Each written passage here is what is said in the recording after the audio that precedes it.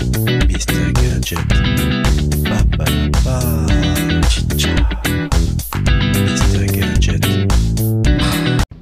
Allez, bonjour, je suis content de vous retrouver pour une nouvelle émission de Mr. Gadget. Alors aujourd'hui nous allons parler sport, montre de sport exactement, et donc on va essayer en mode de sport une montre que je vous ai déjà présentée il y a quelques mois, c'est la BIP 5, et donc nous allons voir ses compétences en sport. On va faire un petit mix de sport en marche, en course, et aussi elle peut faire des fractionnés, donc on va faire aussi en mode fractionné.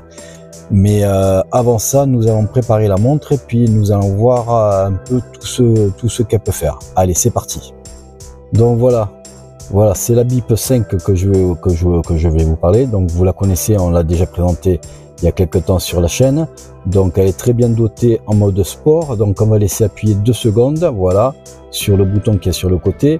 Et on a affaire à tous les sports qui sont détectés par la montre. Donc elle détecte exactement plus de 150 sports, donc ce qui est déjà pas mal. Nous, on va faire la course à pied. Donc voilà, donc elle a une puce GPS, cette montre, hein, donc comme je vous l'avais dit déjà la dernière fois. Donc vous voyez, vous avez aussi des paramètres. Donc en allant à paramètres, vous avez assistant. Alors l'assistant, c'est quoi? C'est un assistant vocal qui va vous dire si vous mettez tout. Alors je vais vous montrer les objectifs d'entraînement, les alertes d'entraînement, les tours auto, les tours automatiques, les mises en pause automatiques. Si vous mettez un temps Virtual Rabbit, un temps d'objectif, il va vous dire si vous êtes en retard ou en avance. Vous avez aussi l'assistance de la foulée, de la fréquence de foulée. Donc voilà, donc en fait l'assistant il va vous parler à chaque instant. Donc vous pouvez le désactiver comme le réactiver. Vous faites ce que vous voulez, mais bon, moi je préfère le désactiver. Je l'ai juste mis pour le début et l'arrêt de la séance. Vous avez aussi les entraînements. Voilà, les entraînements, c'est quoi? On va appuyer. Donc vous avez affaire à cette fonction de entraînement fractionné. Et dans les entraînements fractionnés, c'est quoi? Vous avez des entraînements que vous pouvez mettre comme vous voulez, hein. Donc par exemple entraînement, voilà, si vous voulez faire, alors est-ce qu'on peut normalement, voilà, on peut y accéder. Donc voilà, donc vous pouvez programmer un échauffement, vous pouvez programmer entraînement le temps, la distance, comme vous voulez. Moi je le laisse en minutes. Vous pouvez programmer aussi votre pause de 2 minutes, moi, et puis des boucles pour faire des répétitions.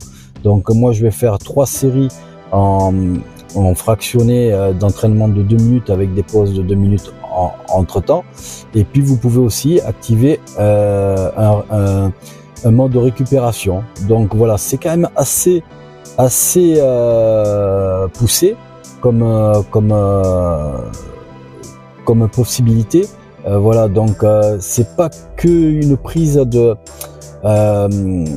choses, de paramètres, et puis de résultats.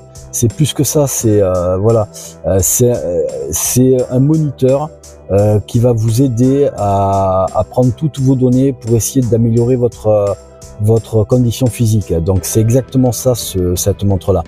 Donc maintenant que je vous ai montré un peu les possibilités un petit peu qu'elle peut faire un peu dans tous les sports, elle peut faire, là on va en sport d'extérieur en course, mais elle peut faire aussi, elle est adaptée pour faire des sports de salle, que ce soit la musculation, le yoga, le vélo en salle, le stepper, enfin voilà. Donc elle peut faire beaucoup de choses. Donc elle est complète dans ce qu'elle peut faire. Donc maintenant on va se lancer, je vais remettre la montre au poignet et puis on va se lancer, on va faire les choses bien pour faire cette démonstration. Allez, c'est parti. Donc voilà, on va aller faire un petit peu de course à pied. Voilà, on est le long du canal. Donc on va voir ce que ça va donner à l'entraînement.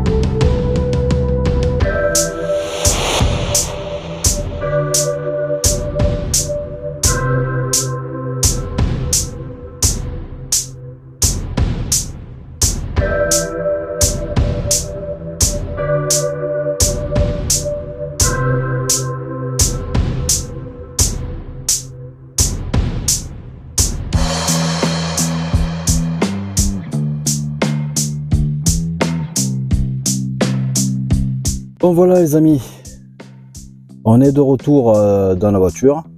Donc voilà, donc on est avec la montre toujours BIP 5. Donc on a fait 2 entraînements, un de 13 minutes, l'autre de un peu plus de 10 minutes. Donc un en courant, l'autre en marchant. Donc on va dans un premier temps regarder ce qui se dit sur la montre, hein. Donc désolé pour les coups, hein, je suis à main levée. Donc on va sur l'application, sur le côté statut d'entraînement, et vous voyez que là il vous met sur les 7 derniers jours la charge d'entraînement, c'est en minutes, hein. Donc j'ai fait 323 minutes cette semaine en 7 jours d'entraînement. Il y a un deuxième panneau, le VO2 max, donc j'ai pas poussé jusqu'au VO2 max vu que je suis en reprise d'entraînement, parce que ça fait très longtemps que j'ai pas fait de sport, donc je peux pas aller encore au VO2 max. Voilà, je préfère être prudent. Et sur le statut d'entraînement, il me marque que j'ai 12 heures de récupération par rapport à mes capacités.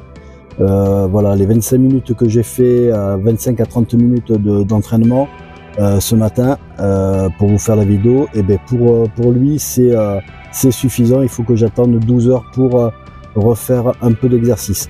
Donc là, les entraînements, si on veut voir vraiment les entraînements, ce que j'ai fait, donc j'ai marché vite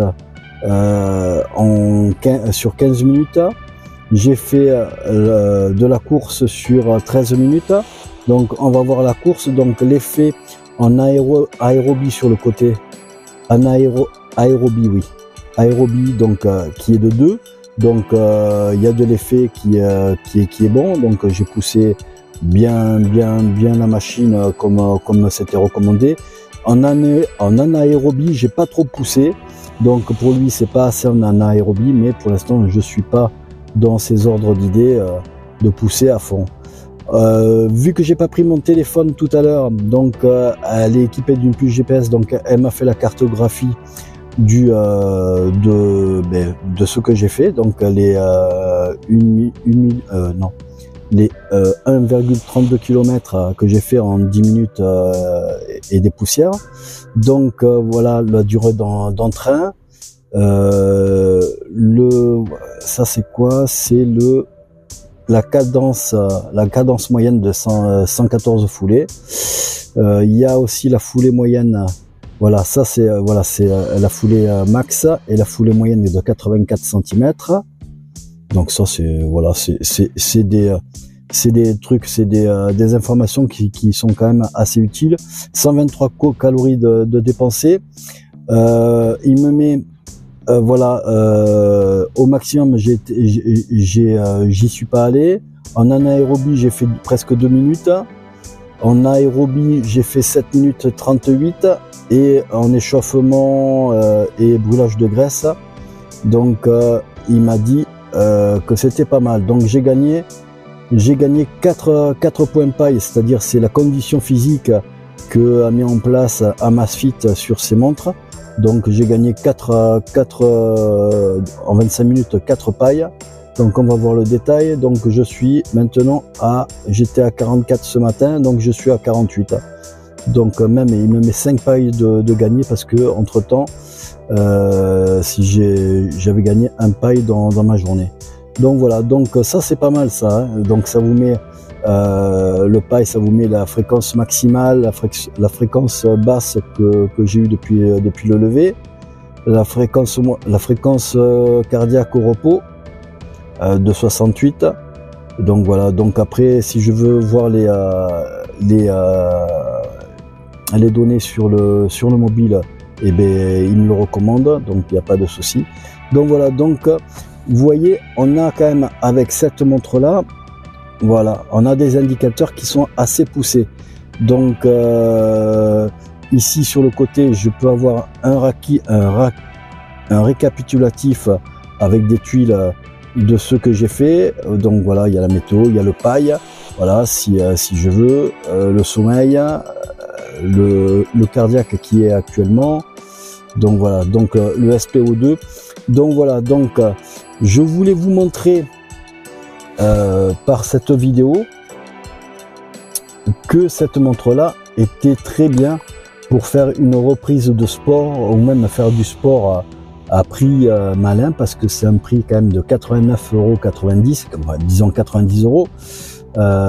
Elle est sortie il y a 3 mois et elle a beaucoup d'avantages pour faire du sport. Elle est IP68, mais elle n'est pas résistante à 5 atmosphères. Ça veut dire elle va être étanche aux éclaboussures, à la transpiration, mais si vous voulez aller dans la piscine, voilà, il faut pas nager avec ni plonger avec. C'est ça que ça veut dire. Donc, mais sinon, elle résiste à la transpiration, et donc le fait qu'elle ait toutes ces détections de sport, voilà, elle a la marche, le vélo, voilà, musculation, yoga, vélo elliptique, rameur, zumba. Donc voilà, elle a plus de 150 détections de sport, et donc ça y permet d'être qualifié de montre axée sport. Donc elle est assez axée sport, en plus avec l'assistant qui est en marche, donc elle peut vous dire au moment de l'entraînement si c'est assez ou si c'est pas assez poussé votre entraînement. Donc ça c'est assez cool.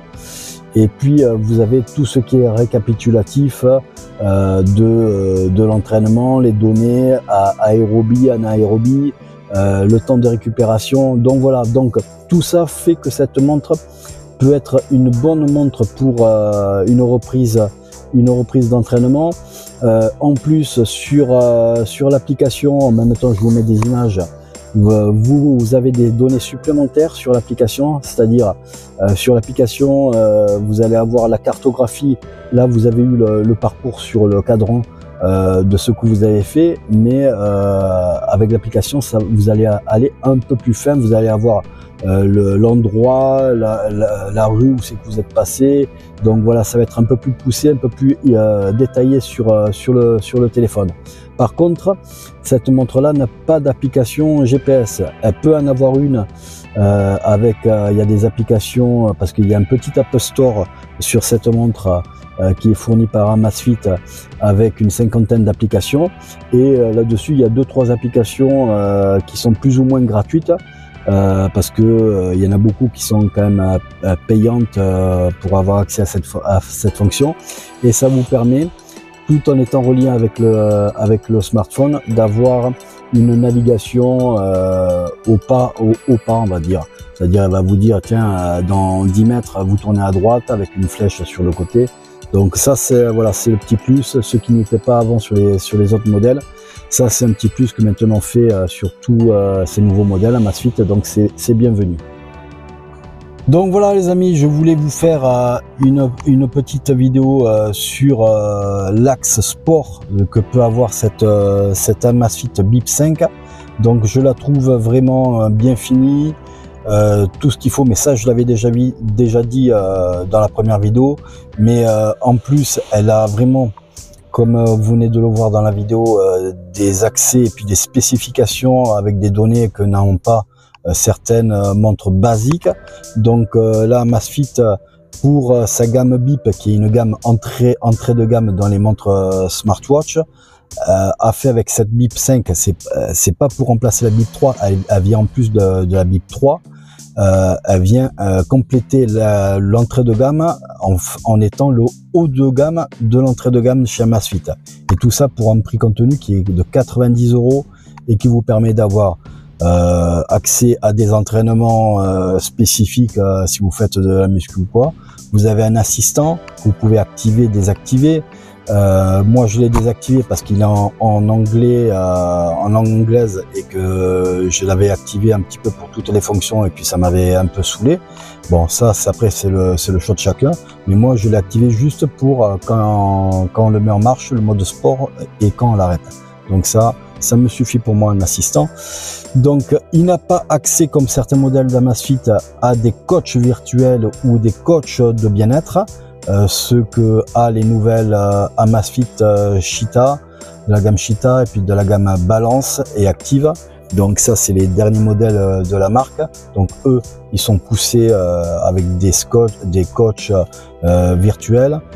C'est à base d'intelligence artificielle, mais ce sont des services que propose Amazfit qui sont payants. Donc d'ailleurs, c'est pas caché du tout sur l'application. Quand elle est compatible votre montre, c'est marqué. Donc pour la BIP 5, elle n'a pas accès à ces modes, elle n'est pas compatible à ces modes, donc pas besoin de payer quoi que ce soit. Donc vous avez, moi, pour une reprise de sport, ça me suffit d'avoir une montre assez poussée. Ça me permet de voir si j'ai poussé trop ou pas assez mon entraînement. Donc ça, je pense que c'est assez sympa pour quelqu'un qui est amateur et qui veut avoir quelques informations pour essayer d'améliorer son entraînement. Et voilà, elle n'est pas faite peut-être pour des professionnels du sport, mais elle peut dépanner certains que leur montre spécifique est en panne. Et bien, elle peut remplacer pour quelques séances les montres vraiment spécifiques que des athlètes peuvent avoir. Donc elle est quand même assez poussée dans le sport.